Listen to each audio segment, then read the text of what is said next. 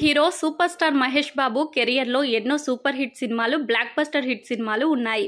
Flop అయిన సినిమాలలో Brahmotsavam cinema కూడా ఒకటి. భారీ అంచనాల నడుమ విడుదలైన ఈ సినిమా ఊహించని విధంగా ఘోరమైన డిజాస్టర్ను చవిచూసింది.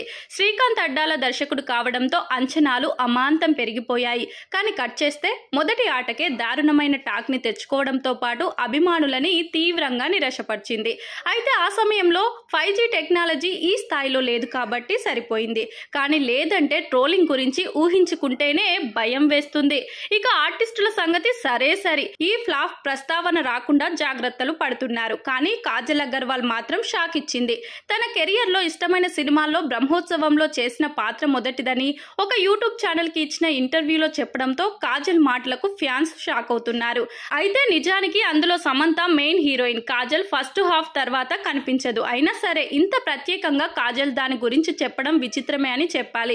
ఇకపోతే తాజాగా కాజల్ ముఖ్య పాత్రలో నటించిన తాజా చిత్రం సత్యభామ.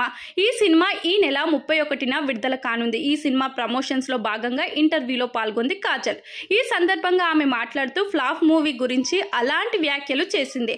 పెళ్లి చేసుకున్న తర్వాత కొంతకాలం పాటు బ్రేక్ తీసుకున్న కాజల్ అగర్వాల్ తిరిగి సత్యభామ తనకు బ్రేక్ ఇస్తుందని ఎదురు చూస్తుంది. మరి ఈ మూవీ ఆమెకు ఎలాంటి గుర్తింపును తెచ్చిపెడుతుందో చూడాలి మరి.